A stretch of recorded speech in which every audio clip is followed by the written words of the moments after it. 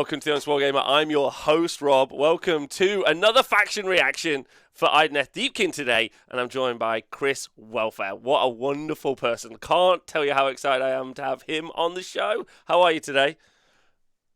I'm good, thanks, mate. Yeah, just same before, in making the most of unemployment and painting lots of sea creatures and deepkin for this army and getting loads of test games in of AOS 3. So yeah, in a good place. Honestly, can't wait to hear your thoughts on this because I know because when you're excited about a faction, I think we all get a little bit of a boost emotionally from the faction. So I'm really excited about this. You just want to let everyone know you also run loads of events over in Australia, right? So like competent and aware of the scene as is. Yeah, I do one a Oh, year, what? kind of a big one. Yeah, Sydney Slaughter have been doing it for the last like 4 or 5 years. I don't know. People maybe question my competency this year, as I said that Anvils of Apotheosis was okay. It turned out it wasn't. I thought it was a great idea. I thought it was a great idea. Oh, who cares? It was the end of an edition. Who gives a fuck? It was fine. uh, okay, good. Now, if you guys are joining us on YouTube and you haven't watched us before, you'll join us. We're a podcast also. You can listen to us as a podcast. And we're also live on Twitch right now, where we always record these. And in front of an amazing audience like Halalex in the chat. What up, Stu Redacted, who just resubscribed. Pino, Dwarf Penguin, Scott B. Scott B, a big fan of the crab. He's a big Idoneth Deepkin fan as well. His Idoneth Deepkin army is gorgeous, so I think he wants to hear about the crab and as much crab things as he can get. Chris, I don't know if you're gonna. Is it going to be 45 minutes on the crab and then maybe 2 minutes on eels? Is that what we're looking at? Or maybe Crab Nos, which is my one. I've got Gotrek riding a crab. That works. That works. That's So perfect.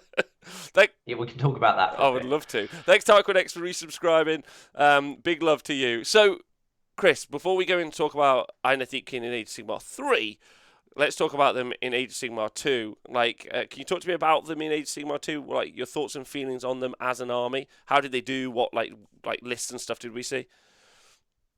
Yeah, I think like I didn't play them in tournaments loads in two, personally, but I mean Idoneth are one of those armies that I think has always been strong in every kind of iteration. The core mechanics they have, especially in terms of like shutting down shooting, has always been, I guess, problematic to any kind of shooting army. Typically, all the armies we've always seen that did well in AOS 2 were kind of eel spam and tended to be, certainly towards the end, much more building into that MSU kind of eels. A mix of Ishlane and the Morsar as well for the defensive and also the offensive. Offensive probably being the key word.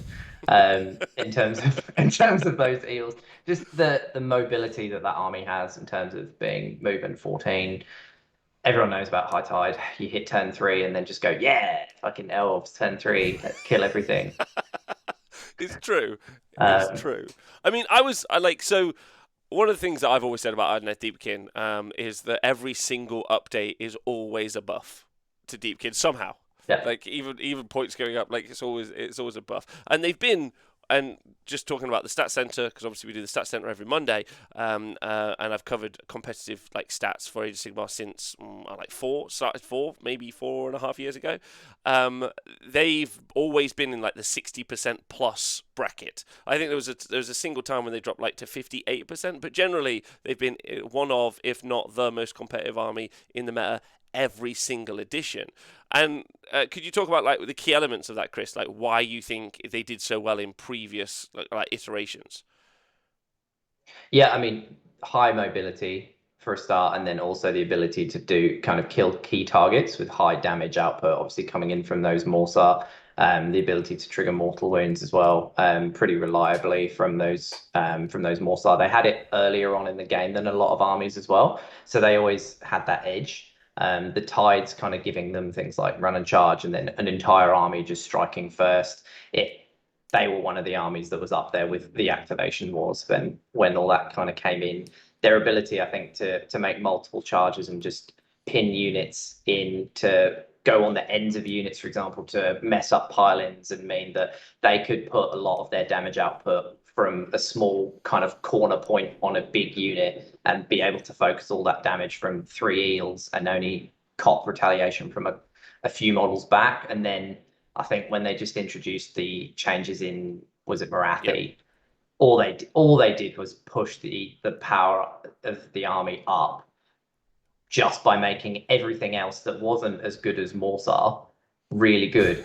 But I think it didn't necessarily do what they wanted it to do in terms of go, oh, people can stop taking Morsar now because they'll take this other stuff. It's like, no, you've just made Morsar better now by making sure that they can have +1 to hit, or like +1 save rather. They can get +1 to wound from the Eidolon. Then they just made the sharks make people not be able to pile in whatsoever when you shoot nets at people.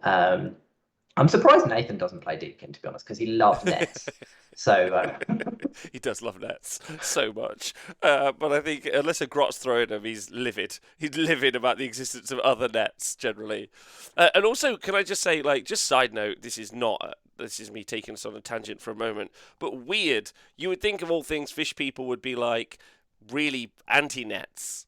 anti-net. Yeah, you would think, but I guess maybe they're like so used to nets. It's like part of their like general like cultural milieu. Maybe never mind. Let's go back to facts and not weird fish. Maybe they just decided to embrace it and go, no, we're going to make nets great again. Yeah, the Met Netter, or the Net Meta. Oh god, I got that wrong way around. Okay, yeah. So like the updates in Morathi, right? What updates do we see in Morathi? Because obviously we haven't had a new book for in AOS 3 yet. So what was it that changed specifically in Morathi that kind of like pushed the army around? So the Leviathan, I think, was the big change that made Leviathans want to be taken in almost every army, I think, in terms of changing the buffs that it gave in terms of giving +1 save to everything within range of its Void Drum that was kind of 8 or less wounds. So it would increase the Eel saves, it would increase your Namarti saves, increase your Shark saves, increase your Kings. It just a flat +1 save, and it wasn't cover, which it used to be. So it could stack with cover, which Deepkin traditionally get in the first round as well. So it's like, cool, set up on the board, your whole army's basically got +2 save, just as long as you hug this big 2+ save turtle. And then that gave all of the Namarti, which was stuff that people weren't taking as much, like the thralls, +1 to hit as well they were in range of that buff. And I think it just gave them a monster as well. Not that monsters were super important in 2, but more going forward into 3. I think monsters are going to be more important as well. Yes. But the big change I think that came in the Morathi book was really the sharks with the net launchers. It was certainly the one that everybody talked about, and the shark was the kind of tech piece that people started to try and slot into any order army where they could, like Cities of Sigmar, taking it and combining that with Star Drakes and stuff like that in terms of using the you can't pile in, then a Star Drake bites models out and breaks coherency and things like that. I think that the shark net launcher change was the big tech piece that kind of came in with Morathi. And also was fairly unique at the time, right? Well. Yeah, I don't think there was much really that stopped pile-ins, certainly from the range that the sharks could stop pile-ins, in terms of the range of the net launcher plus the sharks move of 14 odd. Like it was a big threat range to just, and all you had to do was hit, right? And then no pile-ins, which is massive. A lot of armies used pile-ins for movement as well. Like those half guard blocks and stuff like that would use those double pile-ins to move 6 inches across the board because they didn't move very fast otherwise. Yeah, 100%. Yeah, I think the other thing that I think maybe the net launchers got a lot of internet time. But one of the things that like struck me, having covered some TTS events post the Morathi book, and shout out to Forgive if he's in the chat or if he watches this back, because I saw him play it at one of the events.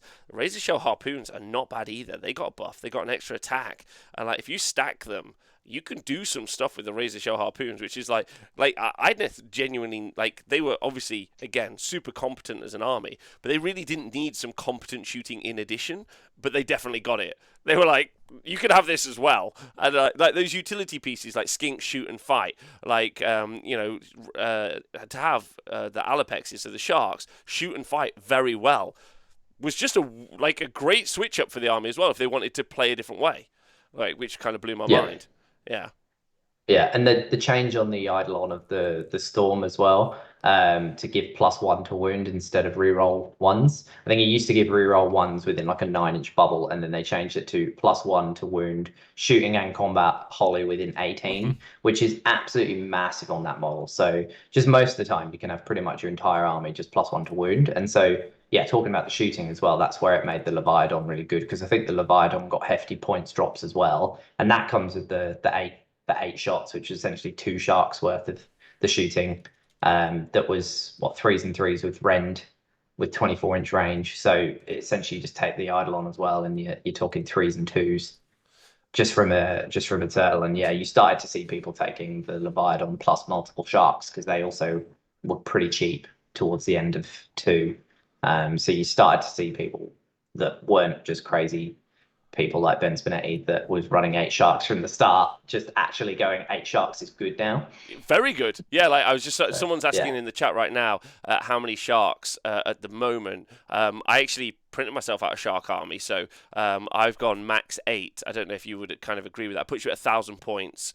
You could have 4 blocks of 2 potentially if you wanted to go that way. I think that's probably as many as you would want to go. Like 8, maybe 6 is probably better. Yeah, we might disagree there because yeah, we'll get onto it. The stocks of sharks for me have gone down Okay. a All lot. right. Amazing. Yeah, that's good. But yeah, All right, well, we will talk about that. Okay, so Idoneth Deepkin, just a quick takeaway line for everyone at home who's new. One of, if not the best combat army in Age of Sigmar. Doesn't have to be 3.0 or 2.0, just in Age of Sigmar. Incredibly mobile, incredibly useful, all orientated around a turn 3 and them sharks. Big shout out to Age of Something, who has a YouTube channel who very much described it as get to turn 3, win the game. Which was good. All right, so before we go and talk about the big winners and losers in Idoneth Deepkin, Chris, Age of Sigmar 3, I know you've already played a bunch of practice games, or just a bunch of games anyway, and also you're one of those people who reads well to application on the tabletop. That's something that's always impressed me about you. So what are your like hot takeaways and thoughts about Age of Sigmar 3 at the moment? the big one I think where the skill cap is going to come in is the battle tactics each turn, and picking the tactics in an order that isn't just what's the easiest one to complete in turn 1 and 2. It's actually thinking about the order of what are you going to be trying to do in 4 and 5 and making sure that you can complete them, because it's stuff that I'm starting to come up with. Like if the game's going super well and you've say tabled your opponent in turn 3, Mm-hmm. if all of the tactics you've got left are kill the enemy general, kill battle line, kill monster, you're screwed. Yep. And so you're losing yourself those 2 points, potentially even 3 points later on in the game if you can't achieve those tactics. Whereas you might want to leave stuff like have 2 units in your opponent's territory, because if you have tabled them by that point, you can just then run them to the backboard or whatever. And I think that the nuance of knowing which tactics to select to make sure that you can do a tactic in all 5 turns is going to be the big thing that starts to differentiate the podium, especially if people start taking on the score differential like document that you just put out a few days ago, which is going to be it's going to really reward the people that score as big as possible differential, and that is going to rely on people scoring tactics every single turn. And I think you really, that for me is where the like real skill cap I think is going to come in. Remembering that you can go +1 to hit and +1 to save is like, I don't know if you know that, Rob. It's not been talked about a lot. But remembering that is like, sure, I think that's going to be oh yeah, okay, I can do +1 to hit or +1 to save. But like that stuff's the bread and butter of AOS 3. But I do think the tactics, and also I think some of the movement changes, the fact that a lot more stuff is like essentially impassable to stuff that doesn't fly, is going to be a big change to people.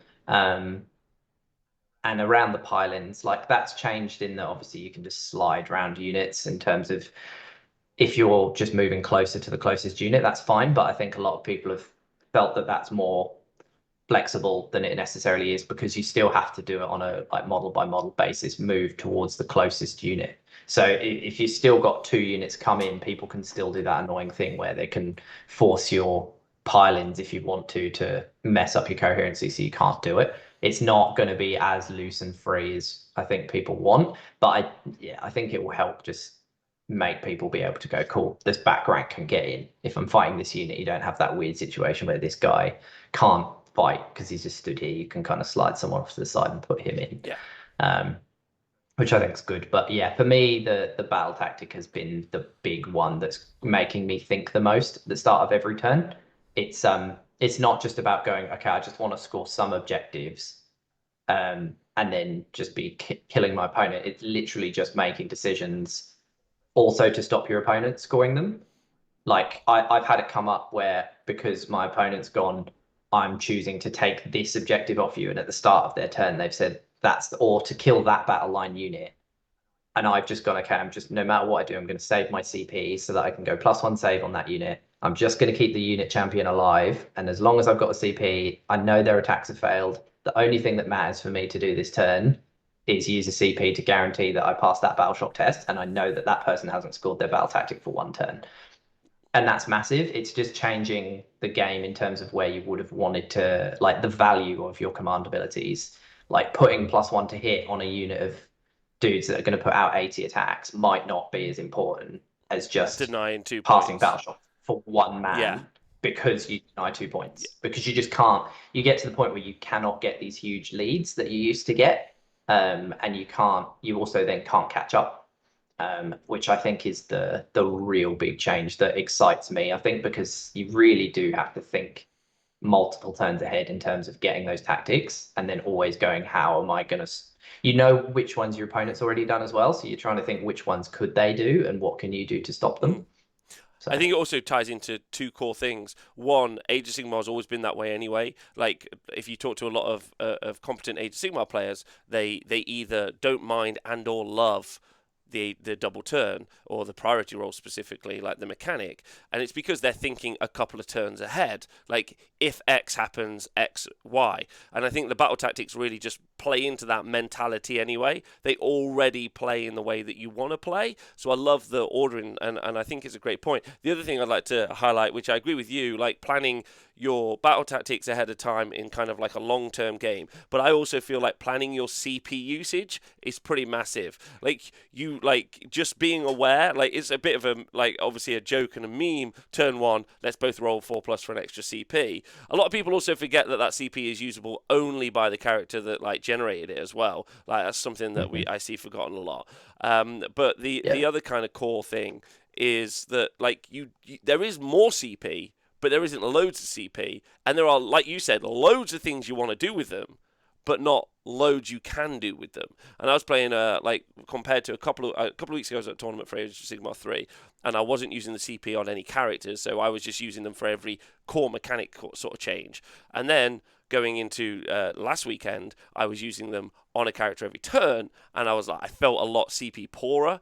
And so one of those things to plan for is, yeah, very, very, like, I think that's one of the other things that people are going to get maybe caught out with. Like, you could even, like, not bully people, but, like, you could kind of be like, oh, you're gonna redeploy? They're like, oh, yeah, I'll redeploy. I'm like, yeah, good, you're not going to have a CP for Inspiring Presence later. Got you. yeah.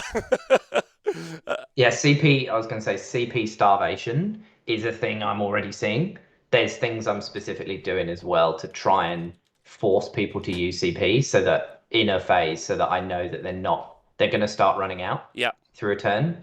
Like shooting units where you know that they want to go +1 save, and I'm probably not going to do that much damage that turn, but it's because I'm then going to shoot some chip off units as well that I want to battle shock, but I'm then going to, in the combat phase, target the unit with something with Rend. So again, I know they're going to want to use +1 save, otherwise I'm going to put them at a threat. And I'm probably making these decisions knowing I'm not going to kill that hero because they can +1 save, but they're going to burn through their 2 CP, and now they don't have a CP to auto pass battle shock for that unit that I also threw some chip damage into. Yeah. And that's definitely come up. Like opponents as well, not having them to, even just for stuff like reroll charges and things like that. You get to the point where they've already burnt through them in a turn or two. And I think it's quite weird as well if the choice, as you say, like everyone at the moment is just going, okay, I'll do the 4-up, get a CP. One, it's only for that turn as well, not that battle round. So if they don't use it that turn, it's gone. And I think a lot of the time I've seen people just add it onto their CP for the battle Yeah. round. And then if they haven't used it, it's like, okay, well, that one's gone now. So you need to remember to take it off if they didn't use Yeah. it. But then I think it's yeah, I've just completely lost my train It's of thought for okay. some reason. Don't worry. But yeah, I've just said CP too many times and my brain's gone there. Well, let's move on. Any other thoughts about AOS 3 before we talk about winners and losers for Deepkin?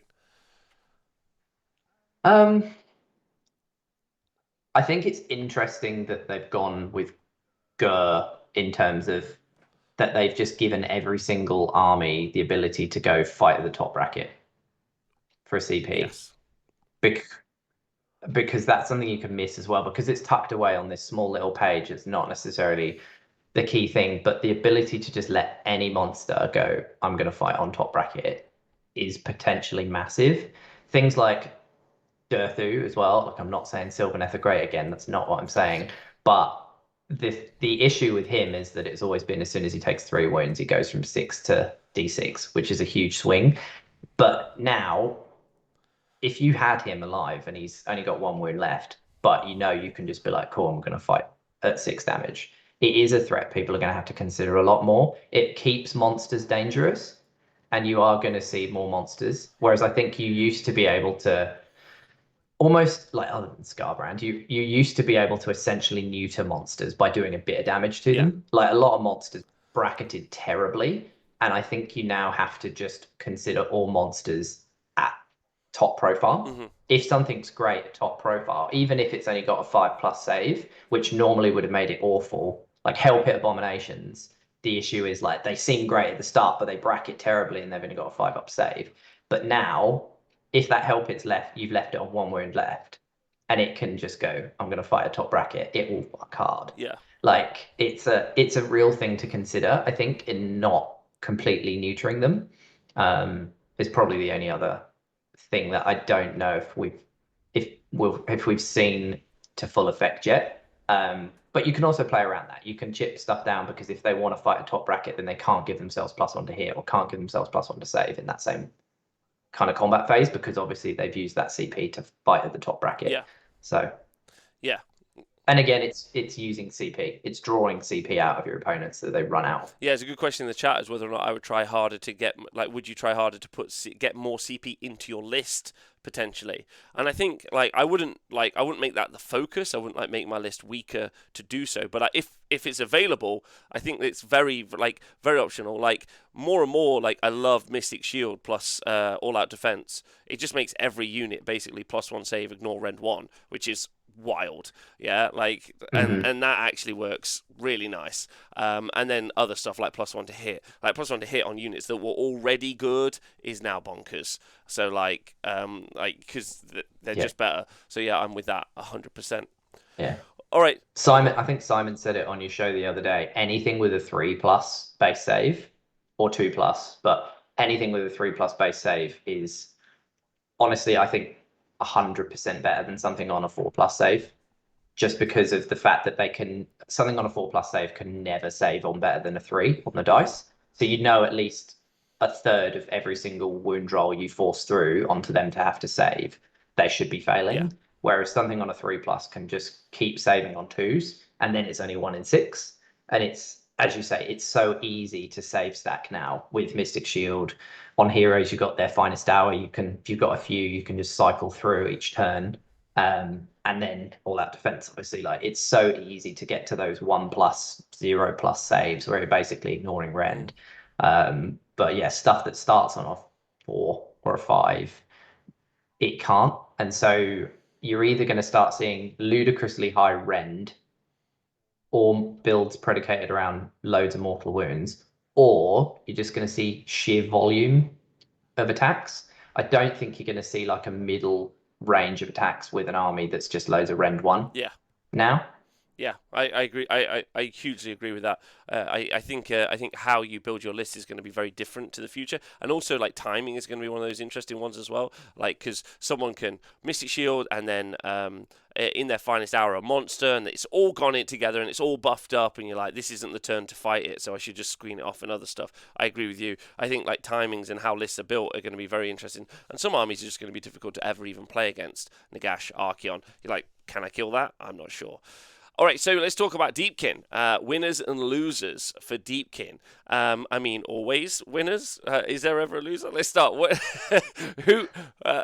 There's a big loser. Okay. There is a big So loser. who wins? Who wins? Do you think, or what wins? And one of the things we didn't. For me, oh, go on after you. Sorry, go. I was going to say one of the things we didn't talk about was the allegiance ability, and I know JP brought it up in the chat. So the allegiance ability, Forgotten Nightmares, so you can only target the closest unit in shooting. I mean, that's huge. I don't know if that was going to come up in your winners section, but obviously a lot of us are talking about how good shooting is going to be because of Unleash Hell. And I wonder if that factors into some of your thinking, like initially. Is it one of the things you're thinking about? I've not put it in my winners just because it's not changed. Yeah. And it's always been one of the things that has made Deepkin consistently at the top, because it is so hard to play them if your army is predicated around a lot of shooting. Yeah. Because it's so easy for Deepkin to just essentially shut your army down by just feeding it. Even if it's just feeding it crap, you literally can just go, here's 10 thralls. It doesn't even need to be 10 thralls. It could be some allied in like ether wings, and you're like, cool, I can deploy, let you go first, and all you're going to do is shoot off those ether wings. Yeah. Even if you had a big block of, say their only shooting in range was a block of 9 Storm Fiends. Cool. 9 Storm Fiends, you can kill 3 ether wings this turn. Yeah. Yeah. It's that they have so much resilience by damage mitigation just in terms of forcing like board control and what stuff can shoot. And because you control movement and you control the end of your turn, for me anyway, certainly going forward, the thing for Deepkin is I've never wanted to get double turned with them. I always want to be able to just control the game. I'm super happy with Deepkin for myself to never ever have a double turn either, and just keep the game going. You go, I go, you go, I go. Because I'm always finishing my turn with my army in a position where I'm like, I'm cool if I don't win this priority roll. And to be honest, I probably don't want to roll it because I don't want to take a double. Yeah. You can just have it because I'm set up in a position that your shooting is going to shoot this and this and this that I've tied into it, and I'm okay with that. So that has always been one of Deepkin's main strengths, and it hasn't changed in 3. They didn't change that rule in the FAQs. The only thing they did around that rule was change the Cloud of Midnight artifact, which was the most common thing you always saw on an Eidolon usually, which was the once per game at the start of any phase, you can basically use the cloud and the model can't be targeted that turn. And so people would chuck this Eidolon up as the closest unit into a shooting army and then go, oh, by the way, you can't shoot this turn, and it's still counted as the closest unit. Yeah. So you literally turned everything in that army off in terms of shooting that turn. And they didn't get to do anything. They didn't get to like kill a unit at all. And your Eidolon was right up there. Whereas now they've changed it to say if you do want to do that, they're no longer counted as the closest unit. Which is a huge nerf. So you can. It's big. It's interesting because it's actually like I in my practice games I was taking the Eidolon and I was taking the cloak, and I never used the cloak. I just never found I needed it because it stops you fighting as well. And I wanted to fight, and I was always controlling. I didn't want to just send him up to get shot anyway. So I probably played like 6 games and I never used it once. And then I've changed it and I've now put one of the generic artifacts, the Arcane Tome, onto him to make him a wizard, because the Eidolon becoming a wizard I think is fantastic. That the fighty one because he didn't go up points and the wizard one did, and he has the massive aura of +1 to wound. And I just think he's by far and away the better of the 2 Eidolons, and he's cheaper. And now you make him a wizard and he's always able to Mystic Shield himself or whatever to put him on a 2-up base save, ready to go all out defense if he needs to. He naturally heals when he retreats and charges, heroic recovery to heal again. if you need to. He's a real good piece. High movement, decent rend and damage, really consistent on his attacks as well. He's got a built-in way of getting +1 to hit against heroes of 8 or less wounds, so he doesn't need to use all-out attack on himself. So you've always got the ability to just go all-out defense or use the all-out attack on another unit in the army as well. And he's basically 2s and 2s on his attacks with Rend 2, damage 3 on the charge with 5 attacks. Like he's super consistent. He's not going to go in and like Merc Archaon in one go, but he's just really good for positioning again with that. Few things are though, right? Piece. I was having this discussion yesterday with my friend Mark. I played another game yesterday, and one of the things we were talking about is like you just don't have answers to an Archaon or a Negations in most cases. Like, and you have to just like be real, like we talked about with Math Mallow on the Sylvaneth show. You just have to be like, cool, I'm never going to kill. I'll kill the stuff around him, but I'll never kill that, which is kind of an interesting take. Like agree with you 100%. All right, sorry, I kind of like took you on a side one there, but it was brilliant points, so I loved that. I was just listening. I was like, all great points. So what was your big winners? Sorry, what were your big winners? The biggest winner for me is Reavers. Okay, so why? What were they like before, and why have they changed so significantly? They were okay, but I think in the Deepkin book they were just the one that you just never took, because to be honest, eels or whatever were better in terms of your units when you were probably taking a king, and then you started to take sharks and an eidolon and a leviathan and stuff. You just didn't really find the points for them. But now they are so good. Anything when I've like gone through all the points of what's changed, anything that stayed the same or got cheaper immediately deserves a second look, just because everything essentially got more expensive. Yep. And so anything that didn't get more expensive naturally should be stronger than it was before. Yep. And Reavers went down 5 points. Oh, wow. So they're only 115 points now. But the other big change is they used to have a max unit size of 20. But now, if you have them as battle line, obviously you can double reinforce. So you can actually take a block of 30 Reavers, which you could never do before. And so 30 Reavers, and basically what they have is their Whisper Bow is either 18-inch range for 1 shot or 9-inch range for 3 shots. And so for stuff like Unleash Hell, if you take 30 Reavers, it's only 345 points. And they're going to be within 9 inches if something charges them. So then you're unleashing 90 shots. And so when I was saying before, I think one of the strategies going forward will be just overwhelming weight of dice to push through wounds onto high saves. It doesn't work against stuff like Nagash or Archon. Anything that has that ability to be 2+ rerolling 1s or 2+ rerolling whatever, it won't work against them. But anything else, even the big monsters on a 2+ save, you put 90 shots onto them and you can make them pretty consistent as well. You just force so many save rolls that they actually just start taking damage just through the amount of ones they roll to save. And for how cheap the Reavers are, the ability to put that output through is just massive. And it also gives you board control as well in just loads and loads and loads of bodies. And they're not terrible in a fight either. They have 2 attacks that are 3s and 4s. And so you can get them to 2s and 3s because you can obviously give them +1 to hit, either from a Leviathan just being in range of the enemy. Because they're Namarti, they naturally get +1 to hit if they're in range of that Leviathan's buff. So then that puts them hitting on 2s in combat. And then if the Eidolon's nearby, they're wounding on 3s.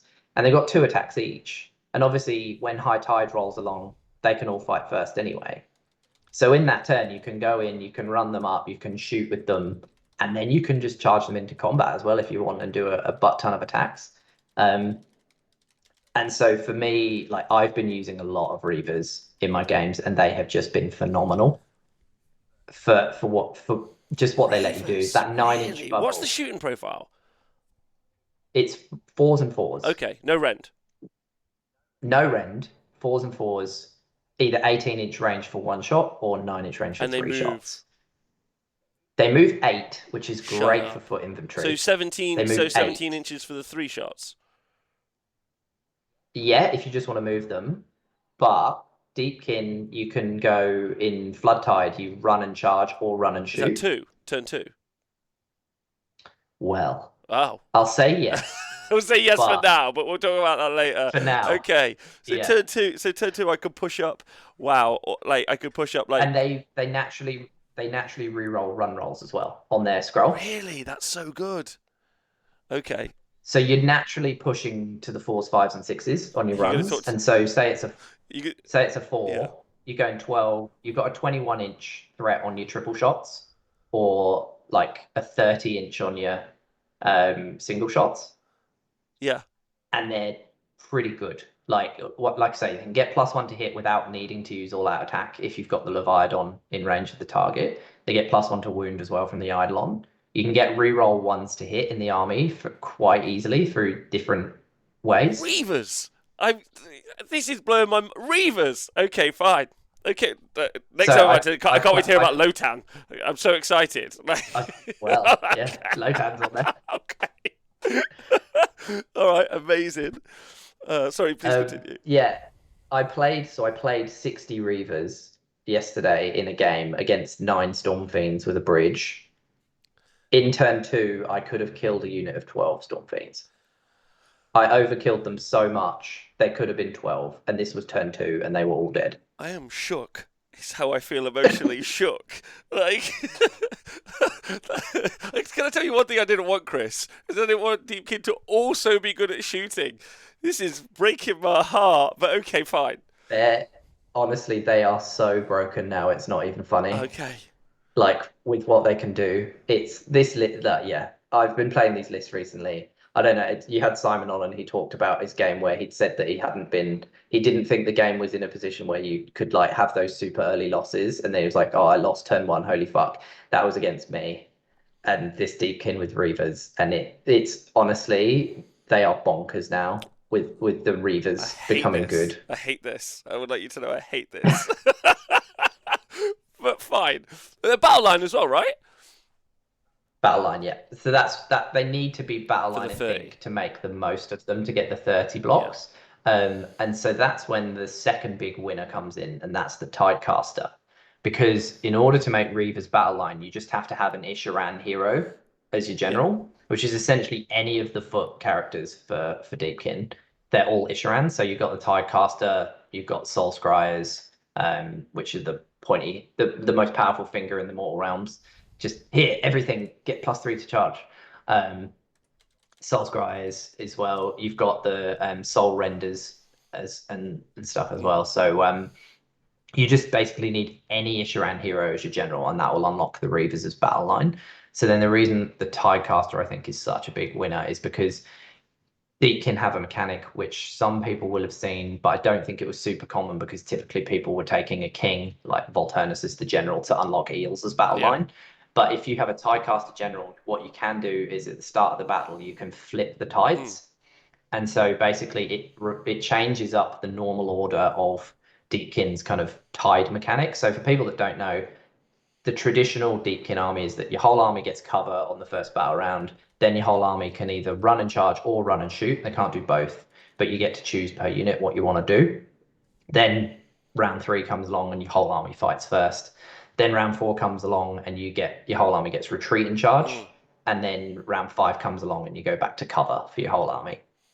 But what happens is if you flip the tides, it changes it. So you actually start on retreat and charge, which is super weird Mm. to start on retreat and charge. But then you get fight first, so you get high tide in the second round. Mm. And then you go to run and charge, then you go to cover, then you go to retreat and charge again. Mm. And so the order for that, I don't think has ever been great. But where it comes into play is if you take the Futhan Enclave, which is, yeah, for Deepkin, it's obviously, I'll go through the Enclaves a bit in terms of which ones are maybe winners or not. But the Futhan one, basically, the reason it's so good with a Flip Tides build is because every single time the army would be affected by Ebb Tide, which is the retreat and charge one, they get affected by Flood Tide, which is the run and charge, run and shoot. Oh. And so what happens in the Futhan Flip Tides build is that turn one, your entire army gets run and shoot or run and charge. Turn 2, you fight first. And then turn 3, you go run and shoot, run and I charge. hate that. Turn 4, you get cover, and then turn 5, you're back to run and shoot, run and charge. And in Futhan, whenever you're affected by that flood tide of run and shoot, run and charge, you also reroll ones to hit, and it's shooting and combat. And so basically, turn 1, turn 3, turn 5, your entire army can run and shoot, run and charge, and rerolls ones to hit. That's pretty good. Which is, yeah, it's pretty good. And then especially is like one of the most common tactics, like feeding back into how the army works around battle tactics. Everyone likes to just get done on turn 1 is, okay, I'll just run 3 units. Normally you're just running 3 units or whatever, maybe going on to some objectives. But with Deepkin, you run 3 units, you're keeping them all together because your whole army can run and charge or run and shoot anyway. So you're running just to get further towards your enemy and onto objectives, and then you can still charge or shoot. So there's basically no downside to it whatsoever. And you're also re-rolling ones to hit. And so when you start stacking up buffs in the army, it's super easy to have loads of things in the army hitting on 2s, re-rolling 1s. And then as soon as turn 2 comes along, anything that's in combat, you're fighting first anyway. So you don't really care as much about the priority roll. And if you're against a shooting army, as long as you're clever with where you've put your units that you want to get shot at, as long as they're the closest, if you lose priority as well, they're just shooting those off, which typically is going to be some ish lane because they ignore rend and they're really fast, and they can be on a 2-up unrendable save. So wow, which is pretty bonkers. Because they start on a 4+, but they have one of the weird mechanics where when they charge, essentially they get +1 save, but the wording is their save characteristic changes to a 3+. It's not that they get +1 save, which then means that if their save characteristic changes to 3+ when they charge, if they're wholly within range of a Leviathan's buff, for example, or the leader of the unit just goes, I'm going to go all out defense, they go on to a 2+ armor save and they naturally ignore rend. And so moving into an edition where I think you're going to see people trying to put in loads of high rend into their armies, just having this unit that you can just throw in and go, I'm on a 2+ unrendable save, is crazy. Yeah, it's crazy. And you have to shoot, by the way. If you've got shooting, I've just thrown this forward so you can shoot that, and it's charged you, and it's on a 2+ unrendable save. Yeah, Ishlin, it's like we saw Tom Gilboa at the Super Series, only dropped 1 game out of 9 across the Super Series, running those 3 blocks of 3 Ishlin with the turtle behind, and he was just sticking it in front of like Beast Call Raider armies. He's like, there's 9 guys. Can you kill them? And like most often it was like, no, I can't. A whole KO army. He was like, there you go. Shoot them first, and they just couldn't. Like, they just couldn't take them off. And he was like, "Lol," like it was amazing. So yeah, so good, right? Yeah, they're very good. But yeah, so that whole for all those reasons, the Tidecaster for me is big stonks. That's my general in all my lists now because I'm running Futhan with Reavers as battle line because I want them as battle lines so that they can be 30s. And the Tidecaster, that's what you need, a Tidecaster general to do the flip tides. And so it's just a no-brainer for me now. And now that, I mean, she's a wizard, which is better because Deepkin traditionally never really had much magic at all. And so she's a wizard. Mystic Shield is great, and I don't really care about other spells. And now I can take the generic trait to reroll casting and unbinding and dispelling, which is super useful. To just have her being able to go, okay, cool, I'm going to unbind with a reroll built in, cast Mystic Shield if I want. I've typically been running as well the spell from the Deepkin lore, which is Abyssal Darkness. I think it's only cast on a 5, and it basically gives you a 9-inch bubble of cover as well. So in the Flip Tides build, what you're giving up really is cover, but potentially you can just cast the spell and get cover anyway. So you can kind of literally just have your cake and eat it. And she only went up 5 points, I think, for the Tidecaster. So she's only 105. So she's really cheap as well. And being the general, her command aura is at 18-inch range. And because Deepkin, all their little heroes are basically safe against shooting, it's just magic and abilities and stuff you have to watch out that's ranged that you don't get sniped off. But it's pretty easy to just keep them back and keep them safe. And having that 18-inch bubble from her is pretty usable.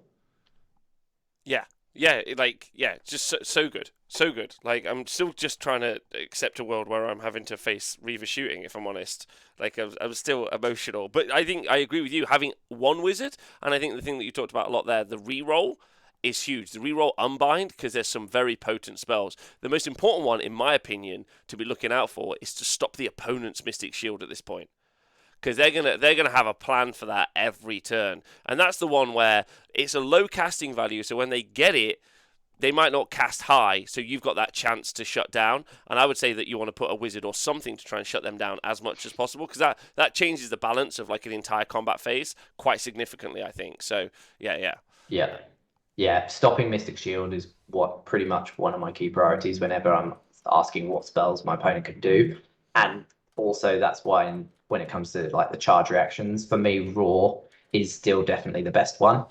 If I'm going into anything that I know wants to give itself +1 save, I just want to roar at it so that it can't get that +1 save, especially if it's not got the Mystic Shield off. Mm. It just makes stuff die so much quicker than your opponent was planning on. And I think there's going to be a big part of the game as well where Mystic Shield of did I cast it or not is going to start impacting your turn. Because you can be like, cool, my plan is I'm going to cast Mystic Shield and I'm going to go aggressive, I'm going to go here. But if your Mystic Shield doesn't go off, I'm starting to go, oh, I don't know if I want to send him in without a Mystic Shield now. I might keep him a bit further back because I do think that difference is massive, like you said, of whether that happens or not. Okay, sweet. Have we got anything else in the winner column? I think we're done well already, but like, what else do we think is in the winner column?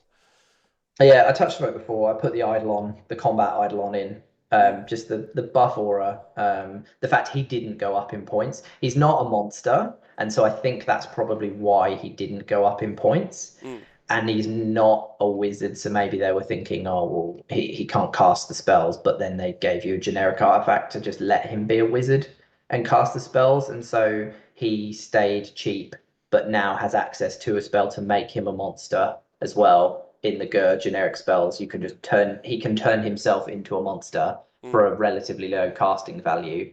And then he, like I said before, he can do the heroic actions to heal himself, and he already heals himself when he retreats and charges. Very easy for him to be on a 2+1+ save. And he's got 12 wounds and a 5+ after save built in, so you don't need that Amulet of Destiny on him. So he's super hard to shift, and he's fighty enough that he's always a threat. You cannot pin him down because he's got retreat and charge built in, Mm. and that massive 18-inch to +1 to wound bubble synergizes so nicely with the entire army because it's shooting and combat. It works for the Reavers as well. It's really, really, really good. I just put him in every single list, and with that build now, just as being the being a wizard.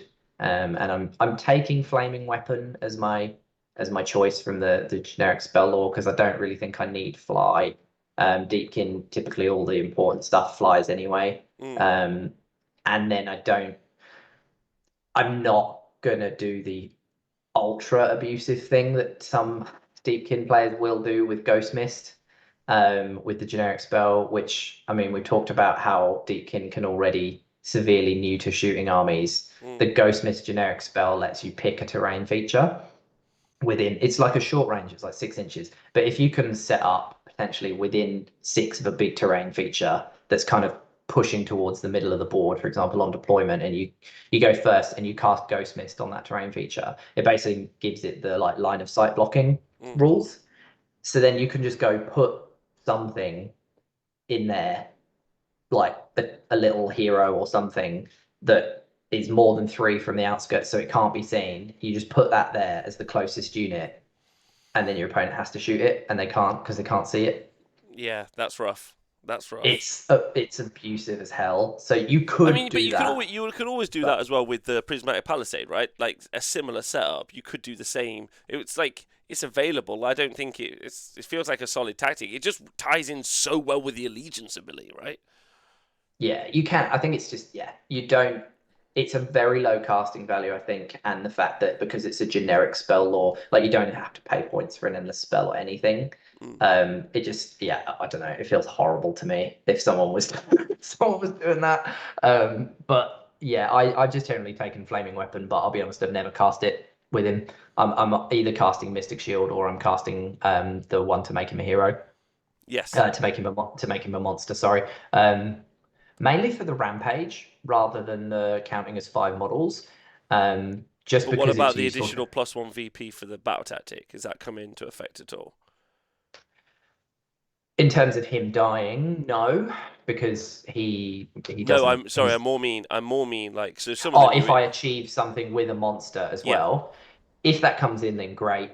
Um, I've not been using him necessarily for that as much. The issue behind that is because you have to pick your tactic before you can cast any spells. And he's So not a monster. you don't know if you're going to get that spell off, and so I don't want to do something like Monstrous Takeover and then fail the Well, spell. And Monsters Takeover you can't do via the spell because you when you choose the battle tactic you must pick a monster, and he's currently not a monster Oh at yeah, that that's right. stage. Yeah, yeah, But the yeah. other ones where you like kill a battle line unit, so like Broken Flags, like you can just pick the unit you're going to kill and then decide if you're going to be a monster. It's just an opportunity cost to get an extra To get VP. the extra point. Yeah, And yeah. like we were talking about, like that variance, I think that's going to play in sometimes. You're going to be like, oh, actually, I'm going to definitely do that, and he's going to do it. So here's the time for the monster. And most people let you get it. Most people are like, oh, whatever, like not bothered. I think.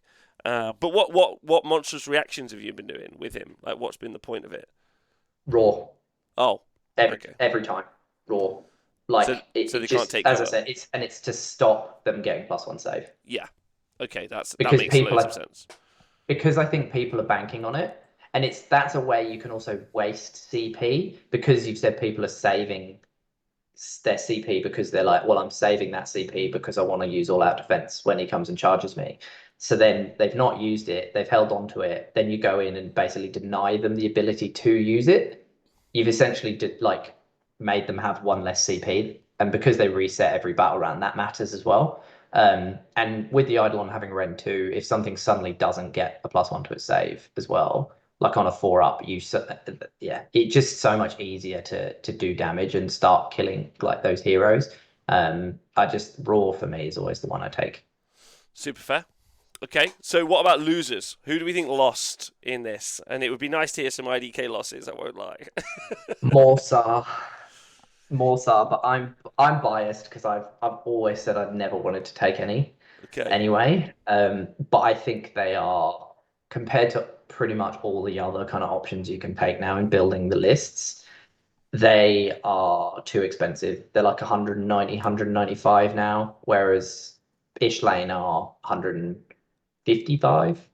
Hmm. So there's a big points difference between even just Ishlane and Morsar. And I've already said how incredible I think Ishlane are for the job they do in terms of being able to get a 2+ unrenderable save. So the fact that Morsar are 190, 195, and they come on a 4+ save means that it's that issue if they can never save on better than a 3+, they only do their damage output on the charge. Hmm.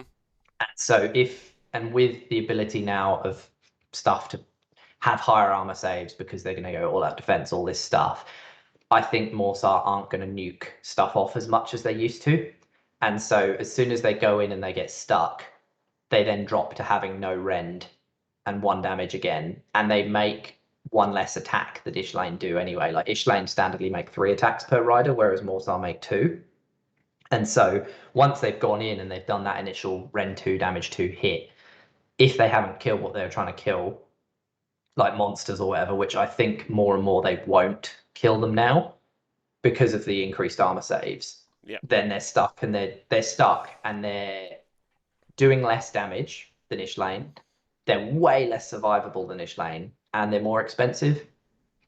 So for me, Morsar are they're just out.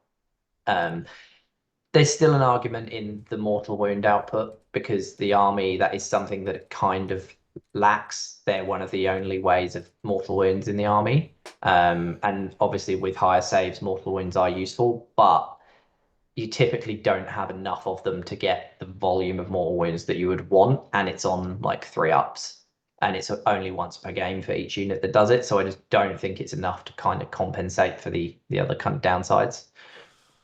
I agree. I agree. I think actually that your point about the rend like is because that was what was very scary about them. But with the addition with the saves everywhere now. Like they just aren't as punchy as they were because everything's tankier than it was. And so really like, but they are still cheap. They are still cheap compared. Like, I mean, other books would die, I think, for for a Morsar Guard scroll, genuinely. But I could see why, like, they definitely would seem like they've almost been almost been changed to a points value that almost resembles fair. But they're not there. Like, and I think maybe that's an interesting point, right? They were unfairly pointed. Like for ever, like, and then now they're at a place where they're just more fairly pointed now, which I think is quite interesting. And so I could see why people maybe would look around for other stuff, but I still think that they're very, very, very good. But I completely agree with you. Like I understand your points. Yeah. Yeah, no, I agree. There's still a good scroll, and agree loads of other books would kill to have them. It's just I think the other stuff in the book is better now for the points, in terms of the changes and what got hit. Again, it's all the stuff that didn't get hit as much and didn't increase as much or offers less kind of synergy overall for me when like evaluating Deepkin as an army of what's the best stuff and what's the worst stuff. In that book, I don't think Morsara is worth it now. Super fair. Super fair. Like super fair, like and you've definitely been playing more Deepkin than I have. Big shout out to Dan Arnold though, who was at an event here at the weekend for a team event, was running all eels. He was still like, "These are fine, Rob. These are fine. With Gotrek, these are really fine." And I was like, "Okay." What else do you think lost in the book? The Gloom Turd Shipwreck, I think, is honestly up there for one of the worst faction scenery pieces in the game now. Okay, It's good, awful. good. Awful. Yeah. I don't own one, and I'm honestly thinking I won't buy one. I don't think I need it, which is terrible. To literally say this is my faction terrain, no, I just don't need it. Like it's So yeah. for people who are new, like, let's talk about it for a moment because it was almost like an unspoken about, but like really should have been spoken about. I think a little bit more seriously. Obnoxious rule. Like, you would deploy two large pieces of scenery in front of an opponent's army and make them have to move up and down it. And I don't think we really ever took into account how offensive and effective that was in the edition. So, like, I super agree with you, it's gone down, but I have no idea why it wasn't basically deleted from the game earlier on, because like I don't know how we really let it happen at tournaments, if I'm honest. This is only from a few months ago. I saw it on the tabletop and I was like, why is that allowed? I didn't like it was like the moment of realization. I was like, like that's not cool. So that's what you used to be able to do with it, and now it's changed. How's it changed now, Chris? What's it changed to? So you used to be able to take two, so you can still take two pieces, but you used to be able to take two entire boats, as you said, and then put them down pretty much anywhere on the board, obviously around 3 inches from objectives, terrain, etc., the normal kind of restrictions. Whereas now you can take basically one boat. You can either take one boat together as one big boat, or you can take the two halves and put them in two separate places. But they have to go wholly within your territory, which is a big change because the only person you're really going to block up now is yourself rather than your opponent. Yes, you can still use it to put it in front of your army to necessarily block an opponent that's aggressive and wants to come and try and charge you, potentially. But like if your army also wants to move out, like don't get me wrong, I know there's lots of stuff in the army as well that flies, so they could just fly over it. But it's more just going to get in your way, I think, than how it used to play. They took away the 6-up ward save as well that it used to provide. So if your Deepkin were like wholly within 6 of it, it used to give you a 6-up ward save, which they've got rid of. So now it's just in your hero phase, if there's enemy units within like 3 of it, on a 4-up, you do a mortal wound, on a 6, you do D3. So it just doesn't come up very often. And then the fact that it's defensible now means you can't move, like can't go up and over it. You can't move through it. So obviously you can garrison it. So if you wanted to put it kind of near an objective, because you can put it like 3 away from objective, so you can still put it within scoring position and maybe put a hero in there and be like, cool, I've got +1 save and -1 to hit from sitting there. But for me, and I think generally Deacon's playstyle is the thing that makes them super strong, is how fast they are and able to move around the board. And so the issue with garrisoning anything is you're not able to, like, it's not like if you're sitting in there you can just then do your 14-inch move or whatever out of it. You have to go, my move is I'm going to end 6 inches, like within 6 of this terrain piece. And it just, Deepkin are too fast to want to do that, I don't think. And so honestly, I think the only thing I would potentially use one for is if I wanted to just spread them out, put them behind my army, just so that I could set my like Soul Scryer or Tiecaster up within like 3 inches of them to try and do the ritual, because you get a +1 if you're within range of a shipwreck. And honestly, it's probably about all I use the boats. I would use the boats for if I had them. Now, like I think you can use them, sure, but I don't think they definitely don't do the kind of buffs that like the Shrine Luminor gives Lumineth, for example, or like you're not recycling units or being ignoring Battle Shock from like the Gloom Spite one. It's honestly, I think the things that it gives you are probably some of the weakest bonuses in the game. But I think that's fine. Honestly, I don't think Deepkin need Yeah, it. no, same. So I also don't think what they did before was okay. So, like, great, good change generally. I'm going to go for. Okay, have we got any more losers, or are we going to talk about some sample lists? um I don't know if they've really lost. I think just where before sharks for me are kind of when I've been writing lists, they're falling into that spot of just not really finding the points to take them now, just because I'm talking in terms of me trying to build what I think is Hmm. optimal. And I keep just going, oh, that 125 points of shark I could use to change this list around to maybe put in like a life swarm and or get some true revenants and do something else that lets me have a teleport. I don't, and I wouldn't be investing in more than one shark if I did. Like the original version of the list, I had a shark in it, and then I played, and the shark was the first thing that came out, Right. and I've just started swapping the shark out because it was okay, but it didn't do a role in the army that I didn't already have Yeah, I think it's covered. interesting that the Reaver switch up because honestly, like I'm fairly impressed about the utility of razor shell harpoon sharks, not net launcher sharks. I think you can take something like 8, and then you've got a pretty Hmm. solid fire base. That's 1,000 points on the nose. That's a solid fire base, but also a solid combat. Like you've got all that duality from the both of them. Like, but I think you kind of have to push into that. You can't just have like a throwaway unit of 2 maybe, because maybe they do a little bit, but I think like you could do like I think you either go all in and that's the play style for the army that you're going to try and sit off counter charge, or like I'm 100% with you. Like I think like the Reaver build definitely does the shooting better. So yeah. Anyway, like and cheaper as I well. think, Like insanely cheaper. yeah, it's insanely cheap. I think the other thing with the sharks as well is that with the reinforcement point issue, you're ending up really taking them in singles. Depending on, I guess, your battle line or how many of your battle line or other units you've wanted to reinforce. Like if you want to take a 6-ish lane or something, that's one of your reinforcement points. And then if you want to take those 30 Reavers, that's going to use you 2 reinforcement points. And so putting those sharks up to obviously the maximum unit size they can be is 2s, but every single time you do that, you're using a reinforcement point as well. And I think them operating in ones is good as well. They for Deepkin ones is not a bad thing because of the whole cool. I'll just throw one shark at as the closest unit if I need it to just cop a bunch of shooting to protect the rest of my army this turn. That's great.